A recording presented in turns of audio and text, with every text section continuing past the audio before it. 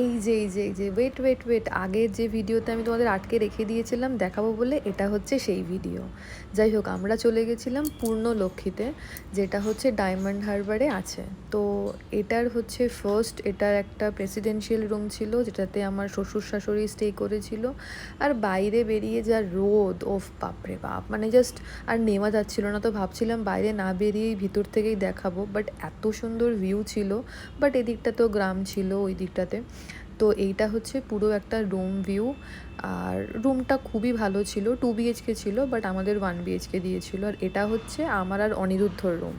মানে সব দিক থেকেই ভিউ অসাধারণ। যারা যারা গেছো তারা তো সত্যি জানো, বাট আমরা একদম 4th ফ্লোরে ছিলাম প্রেসিডেন্সিয়াল রুমে। সেটাতে অ্যামিনিটিস অনেক বেটার ছিল, অনেক অনেক কিছু এক্সট্রা কিছু দিয়েছিল, যেরকম সন্ধেবেলা আমাদের একটা ফ্রুটস বোল দিয়েছিল। আর এই রুমটা যেটা দেখছো এটাও আমাদেরই ব্যালকনি, আমি আটকে যাচ্ছি সরি। তো এটা হচ্ছে আমাদের ডাইনিং রুম বলতে পারো, হল রুম ছিল, এখানে আমরা বসে খেয়েছিলাম রাত্রিবেলা। তো এটা হচ্ছে গিয়ে আমাদের ভিতরের রুম ছিল। যাই হোক, যেইটা আমার ভুল হয়েছে সেটা হচ্ছে গিয়ে বাথরুম তুলতে গিয়ে ঘরের ভিডিও তুলতে ভুলে গেছিলাম। আর এই যে কাণ্ডটা ঘটিয়েছি আমি।